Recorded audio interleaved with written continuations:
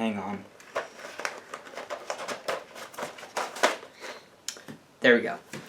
So, Child's Play 2019 is better than you expected it to be. It's better than I thought it would be. I was defending the movie up until it came out. I was defending the movie a lot during its development. I thought it was going to be, like, not great. I thought it was going to be sort of, not Seed of Chucky level bad, but, like, thought it was going to be, like, Bride of Chucky. That, like, wouldn't be great, but it wouldn't be terrible. But, whoa, it was way better than I thought it would be. And I spent, earlier this year, to prepare for this movie, I rewatched all of the Chucky movies. I do have all of them. From Child's Play to Curse of Chucky, and then Cult of Chucky is on Netflix. Go check it out if you really want to. It's really, really, really good. I'm just going to toss this aside. So, let's get into the Child's Play of it. Nope, it's going to set up something. No, I'm not going to do that. Okay, so, we're going to start out with the plot. The plot of Child's Play, if you didn't know, they're switching it from being a voodoo-possessed doll. They're switching it to be an AI, like a AI doll that has its learning capabilities like unlimited. So it won't stop learning, and it won't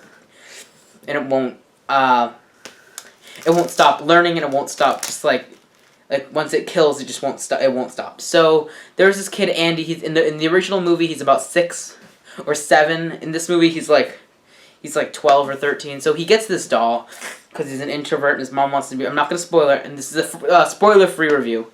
So, he gets the doll, and he starts to be good friends with it, and then obviously it learns more and it becomes deadly, and it starts killing people. And then there's the plot of the movie, and he has to stop. He and his little group of friends have to stop it. That's basically really the plot of the movie. Now I want to talk about the characters. So the character of Andy Barclay is played by Gabriel Bateman. And he's a really, really good character. Gabriel Bateman is really good. He was in Lights Out, and I saw him in Lights Out, and Lights Out was pretty okay. He was pretty okay in this movie, in Lights Out, but he was really good in this movie. He was a really good character in this movie. He spends the whole movie trying to convince his mom and everybody else that it's Chucky who's doing these murders, but it's everybody thinks it's him because there are certain aspects of his life, and there are certain people in his life that really bug him, and Chucky kills them, and people think it's him. So it's really, really kind of hard to watch this kid convince his mom and this Detective Mike Norris, played by Brian Tyree Henry, to convince them that Chucky's killing these people. His mom, by the way, is played by Aubrey Plaza from Parks and Rec, and what else she was in? She was in what was that movie with Robert De Niro and Zac Efron? Dirty Grandpa, I think it was. She was in that, but she was in Parks and Rec, and I wasn't expecting that much out of her. I really wasn't. But she really, really, really surprised me with how good she was. She was sort of the only sort of problem I had with her character was the fact that she was a little bit too stubborn until the end. By the way, the end comes really quickly. I'll get onto that. I'll get to that later. So yeah, Karen Barkley, she was okay. She was too stubborn, and she kept saying Chucky's a toy. But there's sort of parts in the film where you're like, okay, yeah, Chucky is a toy, but she has to know at this point that it's not Chucky because Andy could physically not do this, or he wasn't physically able to because he was in a different spot or he was in a different place. So that happens, and it's a little bit frustrating, but it resolves. It resolves at the end. So yeah, that's Karen. Brian Tyree Henry does a fine job as Detective Norris. He wasn't amazing, or he was good, but he was like the detective character. He was funny though. He was funny as hell. He spit out some pretty good one-liners, and there's a really good callback to the original movie at the end. He comes back at the end that you don't really expect him to, but he comes back at the end. There's a really good callback to the original comeback line of the first movie. I'm just gonna say the original comeback line of the first movie was, "This is the end," or Chucky says, "We're friends till the end," and Andy says, "This is the end, friend." And there's a reference to that in the end. Andy's friend group, I can't remember their names. Or I can't remember the actors' names. Pug, he's sort of the bigger. Hang on, let me just look this up. the supporting characters were fine. Pug is played by Ty Consigilo. Phelan is played by Beatrice Katosis, or no, whatever. I can't pronounce her name. And Omar is played by Marlene Kazani. So, the supporting characters, Andy's group of friends, they were fine. They were sort of the ones that stood out were Pug and Phelan, and Phelan reminded me of someone, one of my friends. I'm not gonna say who because she doesn't want her name probably on the internet, but she reminds me of one of my friends. It's kind of scary because I don't know. It's just really kind of weird because I'm like, whoa, wow.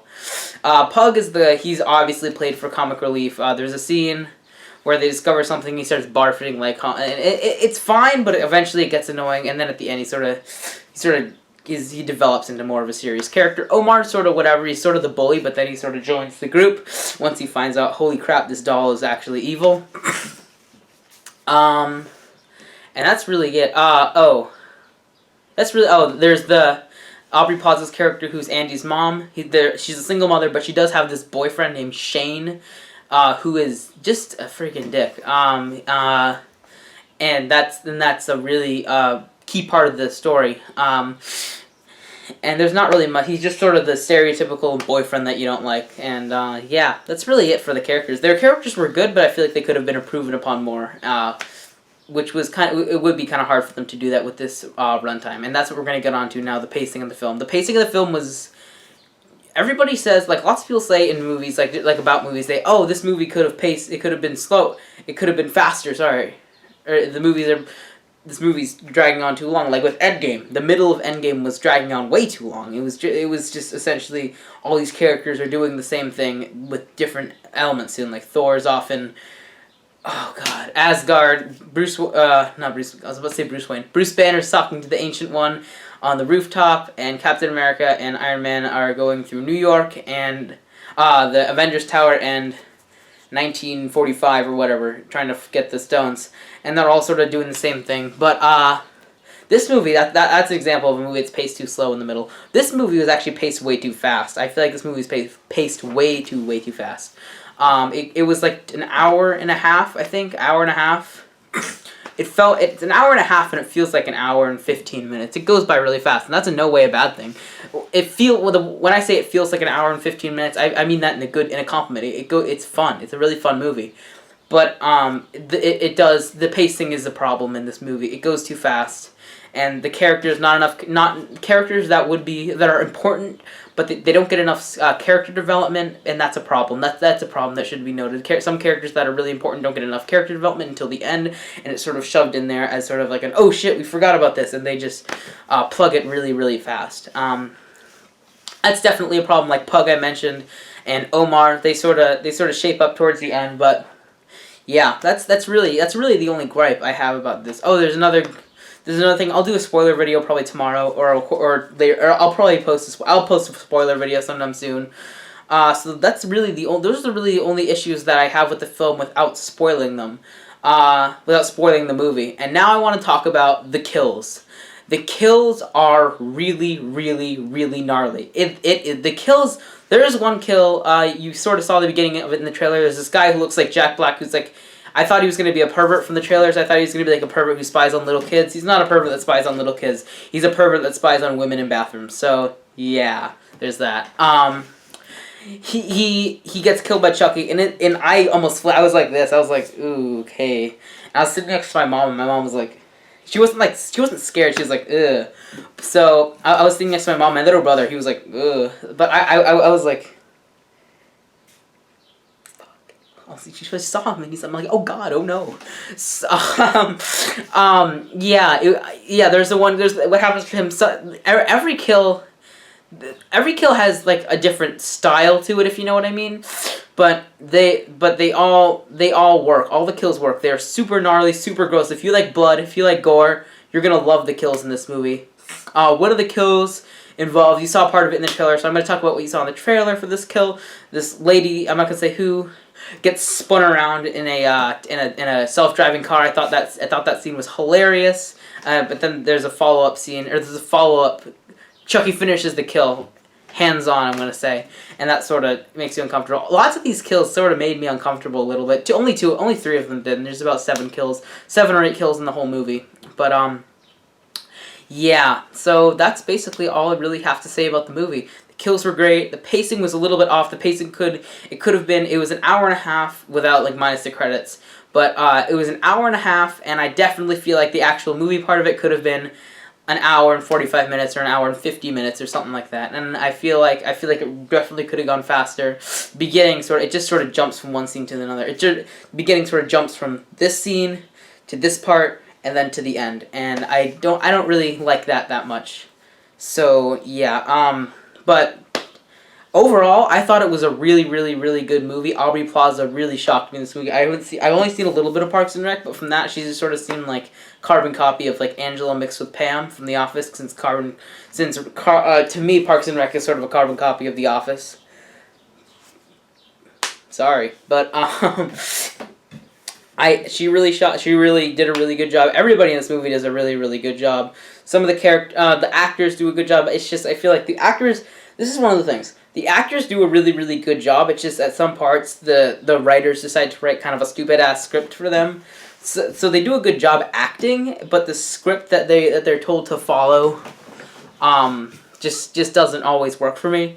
So yeah, some of that was a little bit iffy, but everything else in this movie was really good. I didn't think this movie was going to be as good as it was. So yeah, I'm going to say that Child's Play was a damn good time at the theater, and if you like Chucky, if you like the character of Chucky, you should go see this movie. Oh, I forgot Chucky. Mark Hamill voices Chucky, and he's really, really, really good. Some of the line deliveries, it's fucking hilarious. But yeah, so Mark Hamill's really good as Chucky. Everybody does a really good job in this movie. Pacing's a little iffy. Some of the character development in this movie could be improved upon a little more. So I'm gonna give Child's Play 2019 a B+. So yeah, that's my review of Child's Play. Thank you so much for watching. I guess I sort of came up with these I'm just gonna do the grading system like Chris Stuckman. You should go check him out. He's actually a really good movie reviewer. He's my favorite movie reviewer. It's Chris Stuckman and Jeremy Johns. Come on, those are like the best. I really like them. Oh, and I want to shout out one of my YouTubers that I've really come to like. Dowdy's watching this. You guys should go check him out. 3C Films. He caught me up to date on all these Chucky updates. He produced he has a whole playlist full of Chucky videos on this new movie, and he's reviewing all the Chucky movies as of right now. I think he just published his Bride of Chucky review a week ago or 2 weeks ago. So you should go check out 3C Films. I'll put a link to his channel down in the description, or I'll put a little bubble card right there or there. I don't even know which way. I'll put a little bubble to him up there, and I'll put his link in the description. So thank you for watching my first movie review. I saw Toy Story 4 last night. I'm recording this right after I came back from the theater. I saw Toy Story 4 last night, so I'm probably going to record a movie review for that too. So that's probably going to go up today or tomorrow. Toy Story 4 was so good. Toy Story 4 was really good. But thank you for watching my Child's Play review. I said that a lot. Make sure to like, comment, and subscribe. I've sort of given up on being sarcastic. I'm just going to beg for subscribers now. Oh, God. Okay. Oh, boy. So yeah, make sure you do those things, which are, those are the good stuff. Minifigures are coming. I'm just going to start doing movie reviews because I like them.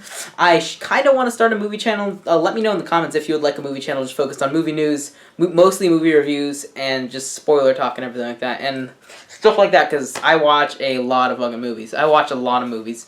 So yeah, I'm going to review Toy Story 4, Child's Play. I just reviewed that. So yeah, thanks for watching, and I will see you all later. Bye.